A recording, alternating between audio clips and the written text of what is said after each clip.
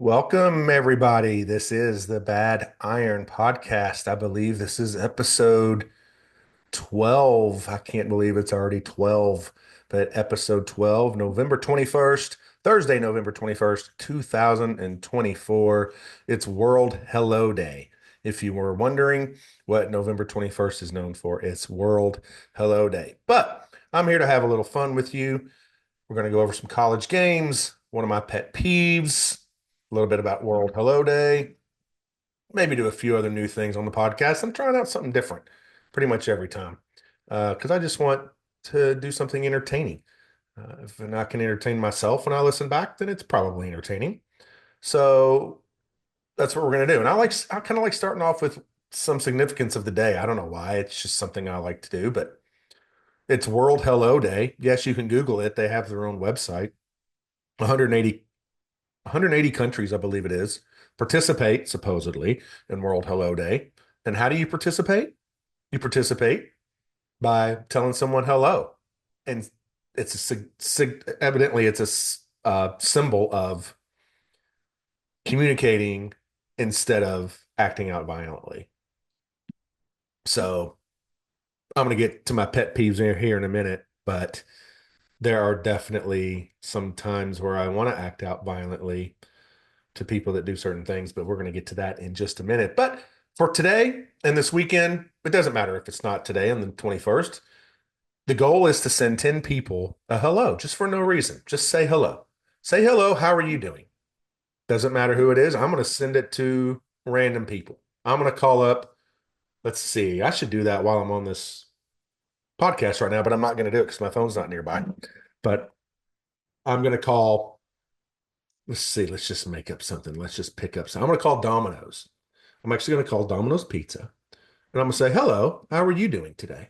It's World Hello Day. So I'm saying hello and just hang up. Let's all do that today. Email, text, phone call. Do it today, tomorrow, the next day. If you can do 10 people, let me know on Twitter. Bad Iron Podcast on Twitter. I'd love to hear it. I'll give you kudos. I'll give you a virtual high five. I'm definitely going to do it. I might record a few and just see what happens and record and see what the people say on the other end of the line. I think that would be funny. We're going to do that. So 10 times, 10 people over this weekend, World Hello Day. We're celebrating World Hello Day. That's what we do at Bad Iron Podcast. We got to put good karma into the world. Bad iron means bad luck. It means bad fortune. That's why I named this podcast that way. But I want to overcome that bad fortune. And speaking of that, I have been doing pretty good. 18-6 the last 2 weeks. We'll get to that in a minute. Overcoming all the bad iron the last 2 weeks in my picks. But it got me to thinking also about how many different languages can I think of to say hello? Honestly, I could only think of four or five. Hello, of course, in English. Bonjour, I think that's French. Um, there's hola, Spanish. I know hola. Ciao, I believe, is Italian. Something like Italian. Ciao is one. Shalom. That's somebody. Somebody says shalom for hello. And aloha in Hawaii. Those are the only ones I could come up with. I have no idea how to say hello in any other language, but I don't know. Do you know more than four or five? I don't know. We're gonna have special guests on this weekend. Maybe we'll talk about that, and maybe I'll quiz them and see if they can come up with any more than just those four or five. That might be a fun exercise for them to uh, try to figure out how many ways to say hello. But 10 times we're going to do that this weekend. Say it in another language. Why not? Say shalom. I don't know. Is that okay to do? I guess it's okay to do. It's just a word. But anyway, that's what we're going to do this weekend. World Hello Day. Like I said, I'm going to do a different podcast later this weekend with some friends of mine. And we're doing a Friendsgiving weekend before Thanksgiving. So they'll be along with me. Hopefully they won't back out. Hopefully they'll join me and we'll have some fun on that. And that'll be fun to listen to. But we'll go over the NFL games on that podcast. Today, I'm just going to cover some college games. But before I get to that, I got to talk about, and this is really just me venting about a pet peeve of mine, which is men's feet in public, bare feet, flip flop feet, whatever. I don't like seeing men's toes. I was at a brewery the other day where they serve food My plate of food is there on the table. I'm relaxing, having a good day, and here comes beep, beep, beep, blop. Dude with his gnawed, crusty feet, as Eddie Murphy used to say. I mean, he's like, his feet are 6 feet away from my food. That's unacceptable. I'd rather have flies on my food. I would eat food with flies on it before I would even have an appetite for eating when I'm looking at some dude's feet. Let's just be honest. Most dudes' feet are just nasty, including mine. Tennis shoes, that's what I wear. Even around the house, I wear tennis shoes. I have to force my wife to let me take my socks off at night just to let them air out. She doesn't. And then when I do that, they go under the covers. That's the way it should be. Women take care of their feet a lot better. They scrape them and they file the nails and they do things. Men are just not good with feet, and we wear weird shoes and weird, just nasty and not good with our feet. There may be 1% of the male population that would be acceptable to wear shoes that show your bare feet in public. So where are these places that we're not supposed to do it? Well, I just mentioned one. That's a restaurant. I don't care if it's outdoor, indoor, or whatever. Don't get close to me. He came right up next to me the at the bar when I was just ordering some food, and he ordered a drink, and feet were 3 feet from me, if not less. Another place I hate it is on an airplane. You cannot wear shoes like that in an airport or on an airplane. If I sit next to you and you're a man with flip flops on, I'm moving. If not, then I'm getting off the plane and getting the next flight out. It's just it's just nasty. It's unacceptable. It should be a law. I bet you I can maybe put in a case with our new president to have this kind of stuff not allowed. I just can't take it anymore. And if you're on a beach, it's okay. There are acceptable places. Just be reasonable. You can go around your own house barefoot, but that doesn't mean anybody else wants to see your nasty feet. That's the worst thing. That is a huge pet peeve of mine. I can't believe it's taken me 12 podcasts to get that out. But there it is. It's out. I have way more to say about that, and I'll probably bring up more instances because it happens way too often. But that's the best thing about winter in Tennessee. Less people wearing flip-flops and Crocs. That's the best, or sandals. That's the best thing about winter. Cover your feet up, people. That's all I got to say. All right. Enough about that. I'm get my blood pressure down a little bit. Man, we don't need to see your feet. Okay. Come on now. It's just ridiculous. Sorry, I'm chewing ice. Beth. She hates when I do that. So, anyway, I said earlier, just in picks, pretty good week last week. 7-4 in college. Pretty good. 6-1 in the NFL last week. That's 13-5 last week. Take that. The week before, I went 5-1 in the NFL. So I'm 11-2 the last 2 weeks in the NFL. I'm not saying that's going to continue, but man, I hope you've been listening. I hope you've been listening because it's not just for me. This is for anybody who wants to listen. I'm not on Twitter selling my picks to anybody. This is a free listen. You can listen for free. There are people that sell their picks for $500 online and don't come anywhere near 11-2 in the NFL. They're selling picks and sometimes having losing weeks. I've had a couple of losing weeks, not bad ones, slightly losing, but the majority are winning. I have a system. I'm not sharing my system. I'm just giving you my opinions on these things. Hopefully, we can keep this going. We don't have a lot of football left in the season. It's kind of sad from that standpoint, but we do have the playoff coming up. We do have a lot more NFL. We're only halfway through the NFL. So, by the way, on the NFL last week of my picks, I had the Steelers +3 at Baltimore. They won outright. I had the Chargers, the Broncos, the Saints, and the Bills against my own Kansas City Chiefs. So I'm not afraid to pick against my Chiefs, or I'm not afraid to go against the heart. So those are the wins I had last week. So let's get into this weekend, and we're just going to touch on a few college games, and I'm going to try to do this a little different. I am not a producer, so this may really flop. This may really fail. I hope it doesn't, but we're going to try something new. There's a game tonight. It may not be in time. I'm sorry if you're not in time to pick it up, but NC State. I don't usually bet the ACC. I think it's a dumpster fire, but NC State plays at Georgia Tech, and this is a trend I kind of like to look at, which is a team coming off a big win, and Georgia Tech's coming off a big win against Miami. Maybe didn't put Miami out of the playoff, but definitely dropped them out of the top four, I believe. Um, and so, this is going to be an interesting game. And Georgia Tech is right now a 10-point favorite at home against NC State. You may hear a little something in the background there. That's something I'm going to try to do a little bit. I love fight songs. So this is the team I'm taking. And you know who this team is. Is this Georgia Tech or NC State? It's NC State. We're taking the Wolfpack +10. Georgia Tech overreaction to beating Miami. They may win the game, but I really think that NC State will cover the spread and may even give Georgia Tech a surprise and win this game outright. So the first pick is NC State. The next pick, we're going to Saturday now games. We got Syracuse playing at home against UConn. That sounds like a basketball game I would bet on, not a football game. Syracuse and UConn, are they playing in the Carrier Dome? Is Jim Boeheim the coach? Jim Calhoun? Who's in the house? It's neither. It's UConn at Syracuse. I've done pretty well, honestly, with Syracuse over the past few weeks, including beating Cal last week in Cal. They have Miami next week. Syracuse has Miami next week. They're looking ahead. They just flew out west from California. Who knows what they did out there in Berkeley while they were out there. UConn can control the game on the ground if they cannot turn the ball over. You're hearing it right now.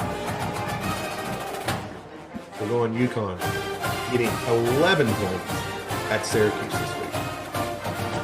Keep it close, UConn, and we'll play this fight song again next week. Next, we're going to go out west. The Mormons of BYU just basically lost any chance they had of the playoffs. They still have an outside chance. They play Arizona State at Arizona State this weekend. They, to me, have been a great pick most of the year, and won a lot of money on the Mormons out there. But they're going to Arizona State, and the Sun Devils are giving 2.5 points to BYU. I don't know what the Mormon BYU fight song is, but this is the Arizona State Sun Devils. So we're going to take Arizona State -2.5 -2 against BYU at home. Next up, we have Kansas hosting Colorado, the team that beat BYU, which was a weird spread we talked about last week, that Kansas was favored at BYU. BYU undefeated, and I think we're in the top 10, but Kansas was favored. If you look at Kansas's schedule, I mean, they have lost a ton of close games. One-score games. They could have won. They could be just outside the top 10 themselves. They're at home against Colorado. I think Colorado, I've not done great against them this year just because I think they're going to fall at some point and put in a stinker. I hope it's this week because I'm taking the Jayhawks +3, getting 3 points at home against Colorado. I really like that. I think Kansas could win this game outright, knock another team out of the playoffs in Colorado, and wouldn't we all love to see it if they could do it against the Dion-led Colorado Buffaloes. Kansas +3 versus Colorado at home. So now we're going to move to a team that's in my home state, Louisville Cardinals, who have disappointed most this year. They were on the precipice of the playoff last year. They've got my team Kentucky next week, but they've had a couple of really bad losses, a couple of really good wins, and they're playing at home against Pittsburgh, who we had last week against Clemson. They didn't get the victory. They almost did, but they didn't quite get the victory. But they played a great game against Clemson. Now they go to Louisville, and they're getting 8.5 points. I think Louisville, now that they don't have a chance to playoff, they may be tanking the season. Not tanking the season, but they may not be as motivated as they normally would be. So I am going to take Pitt plus the 8.5. We'll wave a cheer for Minnie and sing her songs loud and clear for the University of Pittsburgh. Hail Pitt. plus 8.5 at LSU. I like their chances to keep it close there. Speaking of the team that Louisville's going to play next week, they're going to play Kentucky next week. But Kentucky, in the meantime, my team, last podcast, I really talked about Kentucky beating Duke in basketball, which was an amazing performance. But we've got now Kentucky going to Texas. Texas, number 3 in the nation, definitely a very, very likely candidate for a top 4 spot in the playoff. They're playing Texas A&M next week, a huge game for them. Not just a rivalry game, but also a game of old lore, we're going to call it. But it also has a lot of implications on the playoffs and the SEC. Kentucky getting healthy. Kentucky's a 21-point underdog going to Texas. I don't think Kentucky wins, but I definitely think Kentucky can cover the 21. They've done it against Georgia. They've done it against Ole Miss. They've covered the spread against Tennessee. 3 other top 10 teams at the time they played them. This is the other top 10 team. This is a hurrah for Mark Stoops. This is a we're better than we played this year type of game. They may not win the game, but they're going to play good enough to keep it within 21 points. So give me the Cats covering 21 at Texas in Austin. Moving on to the game of the weekend, in my opinion. 2 teams that both have a case for top 4 seeds in the playoff at the moment. Ohio State hosting Indiana. Indiana has had the dream season of all dream seasons for them, for most Big Ten teams. Still undefeated, have not beaten anybody good, have not beaten a ranked team, have not beaten anybody. I don't think they've beaten anybody with a winning record.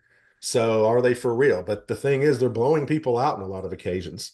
Ohio State, only 1 loss on the road at Oregon, a really good Oregon team. So Ohio State, Indiana, the game of the week by far. And I think Ohio State puts it on them. Welcome to the championship, they say. Sorry, Signetti, you're a great coach, but you still don't quite have the talent that we have here at Ohio State.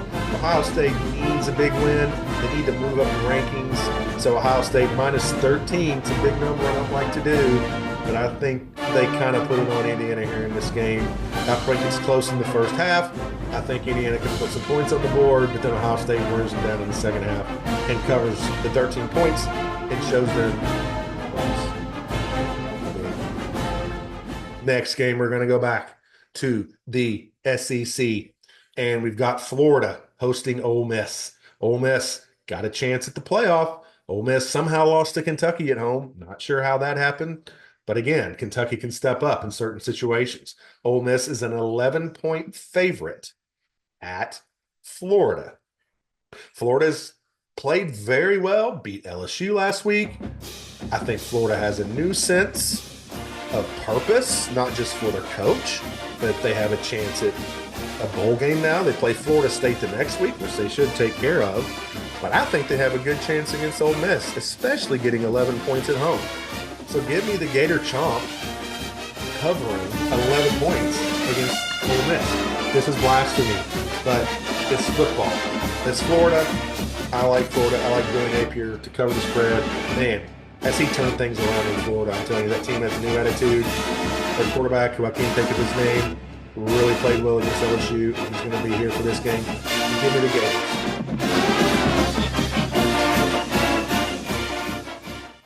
I didn't want to say go Gators there. You all know that that's what they do, though. So another great game that I can't wait to see. I got two more after this one, so hang in there with me. Three really good games coming up that I have opinions on. The first one is Army at Notre Dame. To me, Notre Dame has been looking great the past several weeks, but they've been weaker teams that they've beaten up on. Army is the feel-good story here. Army goes into Notre Dame. They are 14-point underdogs. And I like Army to cover the 14 here. Notre Dame might win the game. Again, I love big spreads like this with good teams. Army is a good team. They just simply are. They have a much different style than we're used to seeing out of them. But I love Army. Notre Dame's beating up on weaker teams. Both teams have a chance at the playoffs. And I would love to see Army in the playoffs and Notre Dame out. This is our chance if Army can get the win, but I'm not predicting the win, but I am predicting they fight on towards victory, for that's the fearless Army way. So we got Army plus 14 against the Notre Dame Fighting Irish. So now we're going to move back to the SEC with two not as big a games, but two important games. Alabama at Oklahoma. Alabama has found their way, in my opinion. They crushed LSU. Then they played a no-name team last week. Maybe it was Mercer, something like that. But Alabama's going to Oklahoma. Welcome to the SEC, Oklahoma, by the way, this year. How's that looking for you this year? They never had a good outlook anyway, but the SEC's not been too kind to you, and they're not going to be kind to you on Saturday either. I think Alabama goes in and gives it to Oklahoma, says, hey, we want to welcome you to the SEC too. Alabama minus 14 at Oklahoma. Give me Alabama Crimson Tide. I think they could rout them, much like they did LSU. Give me Alabama minus 14 at Oklahoma. And our last game of the week, I didn't save it for last because it's the best, because it's not. I saved it because it's probably one of the most cool fight songs, the 12th Man, if you know who that is. Texas A&M is going on the road to play Auburn. And I said earlier Texas might be looking ahead to Texas A&M. Texas A&M might be looking ahead to Texas. But the Aggies are way better than Auburn. I don't care that they're playing at Auburn. I don't care if it's senior day. I don't care at all about any of those things. A&M is a much better team. They have a lot more to play for in this game at Auburn. So give me the Texas A&M Aggies to go into Auburn. It's only -2. Vanderbilt went in there and beat Auburn. A&M can do it too, even if they're looking ahead. That's it for my picks for this weekend. I hope you enjoyed the Bad Iron podcast, and I hope you listen to the next one, because we're going to have some fun. We're going to have some new people on the podcast next weekend. So I look forward to talking to everybody. Good luck on your picks this week. Go Chiefs, and have a happy weekend. Thank you, everybody. Adios.